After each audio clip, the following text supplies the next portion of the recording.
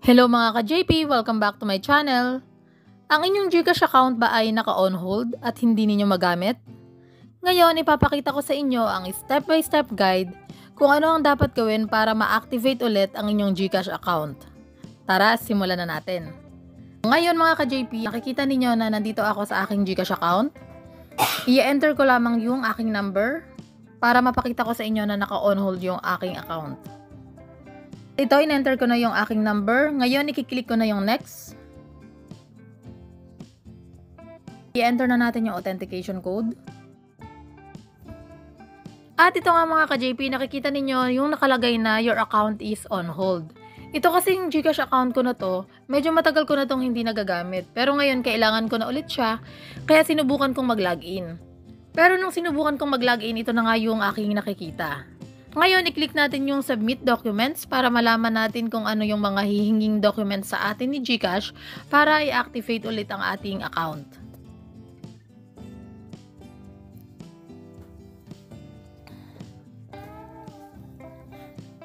At ito nga mga ka-JP, tayo ay na-redirect sa help center ng GCash nung kinlik natin yung Submit Documents kanina. I-close muna natin tong language selection.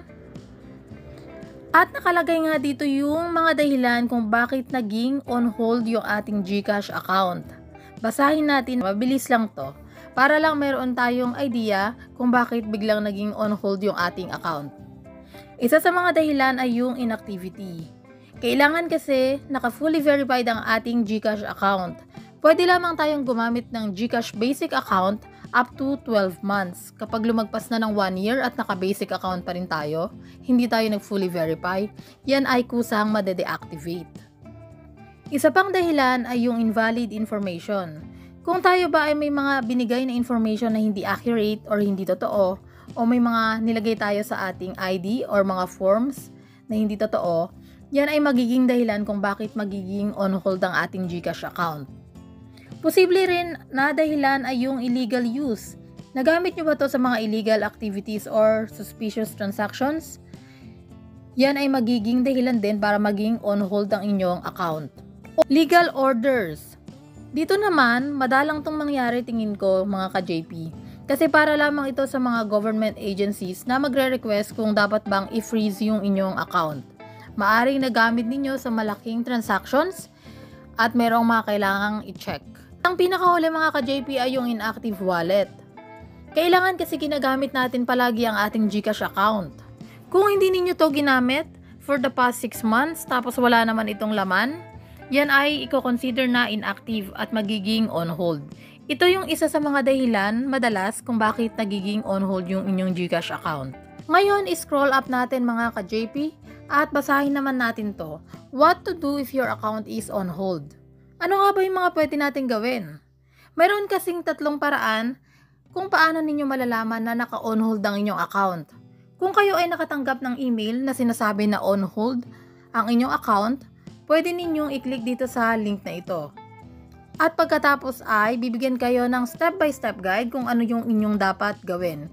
Okay, i-click muna natin para mapakita ko sa inyo.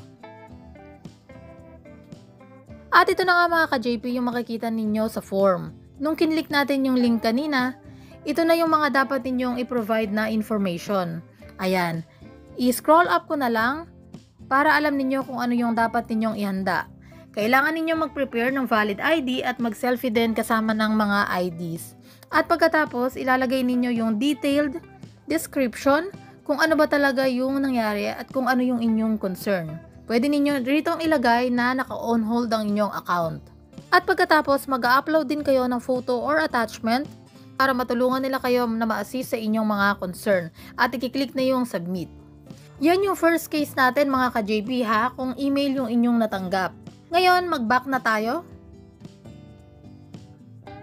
At ngayon naman para sa second case mga ka-JP, kung sakali naman na meron kayo natanggap na SMS or text message at doon ninyo nalaman na naka-on hold ang inyong account, ito naman yung kailangan ninyong gawin. Meron din silang link na nakalagay rito.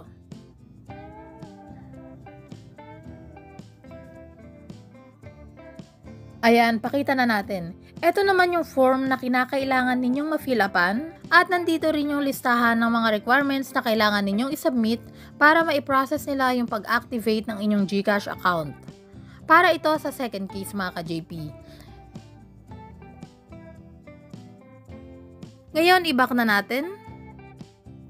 At para sa ikatlong case mga ka-JP, at ito rin yung i-recommend ko sa inyo na pwede ninyong gawin, ay i-chat na lamang ninyo si Gigi kasi ito yung pinakamabilis na paraan.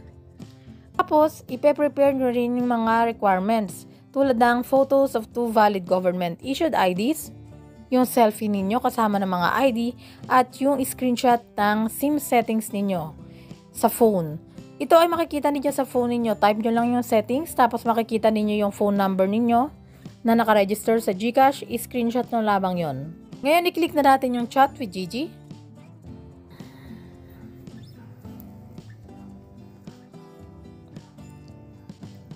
At ngayon, i-type natin yung account on hold.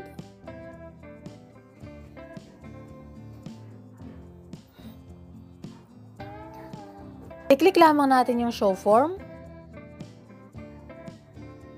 At ayan mga ka-JP, makikita ninyo na meron pa kayong kailangang fill upan dito.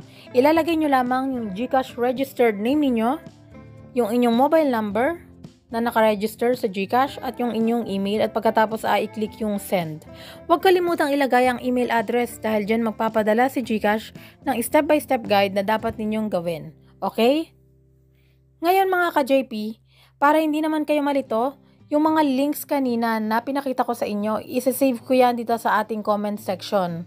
Ipipin ko para makita ninyo isa-isa at mas madali ninyong i-click yung mga form at mag-fill up na lamang kayo roon at ihanda yung mga requirements na nakalista doon. At pagkatapos ay ipoproseso na yan ni GCash at kapag na-approve na yung mga documents ninyo or requirements ninyo, muli ninyong magagamit ang inyong GCash account upon activation. Yun lamang po mga ka-JP, sana nakatulong kahit papano. Huwag kalimutang mag-like, subscribe, at i-hit ang notification bell para updated kayo sa latest tutorial videos. Thank you!